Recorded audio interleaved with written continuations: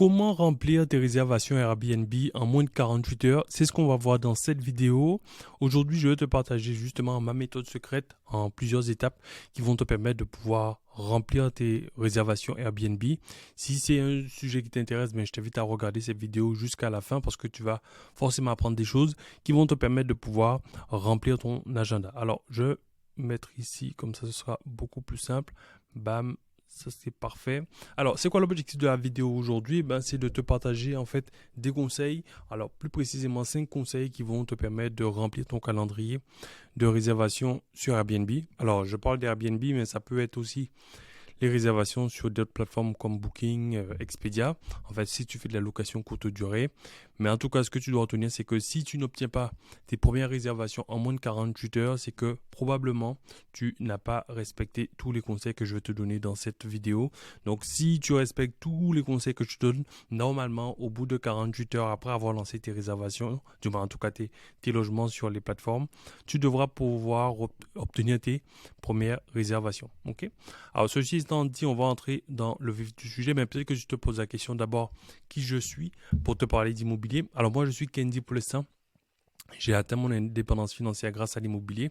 Donc, j'ai pu quitter mon job à l'âge de 28 ans grâce à l'immobilier, mais plus particulièrement grâce à Airbnb parce que j'ai fait la location courte durée pour pouvoir justement dégager un maximum de cash flow et pouvoir remplacer mon salaire. Donc, en tout cas, les conseils que je te partage aujourd'hui ont fonctionné pour moi, mais pas que. Ça a également fonctionné pour d'autres personnes que j'ai pu accompagner et qui ont suivi les mêmes stratégies que je vais te partager aujourd'hui dans cette vidéo. Alors, une des personnes qui a suivi les conseils que je te partage aujourd'hui, c'est Camille.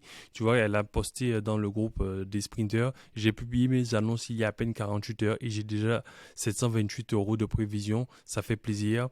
Ensuite, tu as Belto qui a écrit pour poursuivre la tradition, je vous présente quelques photos de mes studios. Déjà 3 réservations en moins de 48 heures, on ne lâche pas.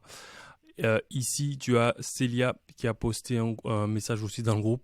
Waouh, j'ai posté les annonces dans la journée et là ce soir, le feu. Allez les sprinters, on ne lâche rien. Ce moment attendu est carrément jouissif. 970 € en moins de 24 heures. Alors tout ça pour te dire que les stratégies que je te partage aujourd'hui fonctionnent vraiment. Donc, toi, tu as simplement à les appliquer pour obtenir aussi des résultats. Ok. Alors, on va maintenant commencer directement dans le vif du sujet. Comme je te disais, le premier conseil que j'aimerais te donner aujourd'hui, c'est de bien choisir la ville dans laquelle tu vas te lancer pour faire de la location courte durée. En fait, le choix de la ville est crucial pour pouvoir réussir sur Airbnb. Pourquoi? Parce qu'en fait, souvent on se dit qu'il faut, on va faire un beau logement et les gens vont venir. Non, ça fonctionne pas du tout comme ça.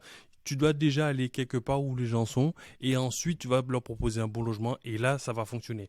Mais si tu t'attends simplement à faire un logement sexy dans un coin paumé, dans une ville paumée, tu n'auras pas de clients. Et l'exemple que j'aimerais te donner, c'est les McDo. Est-ce que tu t'es déjà posé la question pourquoi les McDonald's étaient souvent dans des ronds-points ou à proximité de zones d'activité commerciale? C'est tout simplement parce que c'est là où il y aura du monde, c'est là où les gens passent. Donc c'est plus simple pour eux d'acquérir ces clients-là. Peut-être que ça t'est déjà arrivé un jour de te dire, tiens, tu irais bien manger un McDo quelque part, mais comme il fallait faire un détour ou c'était un peu compliqué, tu t'es dit, flemme, laisse tomber, tu vois. Moi, je me rappelle en Guadeloupe, on avait une rocade où il y avait un McDo à droite, mais quand on revenait, il n'y avait pas de McDo. Il fallait faire le tour pour y aller. Et là, les gens, sûrement, le mec qui avait le McDo, il s'est sûrement dit, ah, c'est chaud, tu sais quoi, on va en mettre un en face. Et du coup, maintenant, il y a deux McDo. Il y a deux McDo, un quand tu vas vers Pointe-à-Pitre et un quand tu reviens. Tout ça pour dire que c'est plus simple de te mettre, de générer du chiffre quand tu es directement à l'endroit où se trouvent les gens.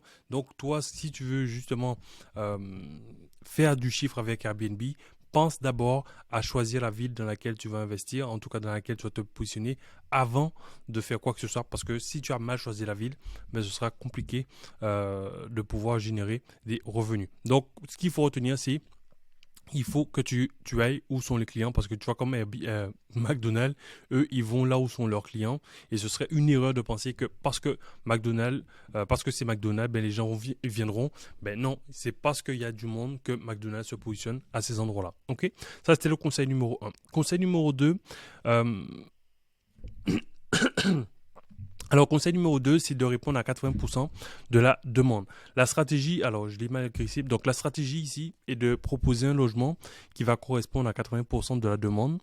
Et personnellement, moi, ce que j'ai remarqué, c'est que les logements qui permettaient de répondre à 80% de la demande, c'était les studios avec un lit de place, c'est-à-dire quand tu as un studio ou alors éventuellement un petit T2, c'est-à-dire un logement avec éventuellement une chambre, mais le studio, c'est clairement l'un des biens, les types de biens qui permettent de répondre à 80% de la demande parce que tu vas pouvoir accueillir des personnes qui viendront seules, tu pourras accueillir des personnes qui viendront en couple et tu pourras même accueillir des couples qui viendront avec un enfant, tu vois. Moi, je pense que avoir plusieurs studios, c'est l'une des meilleures configurations que tu pourras avoir parce que c'est compliqué c'est difficile de battre cette configuration-là puisque tu as vraiment pas mal de clients que tu pourras obtenir.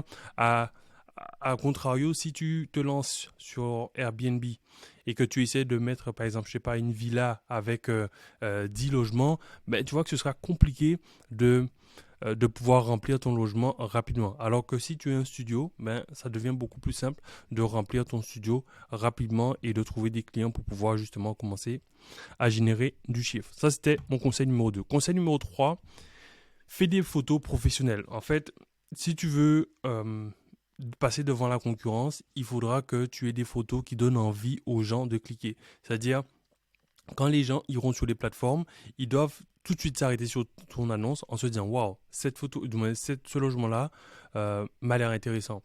Le titre est beau, les photos sont belles, j'ai envie de cliquer pour ça, pour en savoir plus. Et si tu as des photos qui sont dégueulasses, c'est-à-dire tu as des photos qui sont prises avec ton téléphone portable et qui sont pas très professionnelles, ben tu passeras après les autres. Et si toi, tu veux remplir ton calendrier avec des réservations rapidement, ben, fais ce petit investissement. Tu vas payer peut-être 150, 200 euros un photographe professionnel qui viendra prendre de belles photos, mais crois-moi que c'est l'un des meilleurs investissements que tu pourras faire pour pouvoir remplir ton calendrier.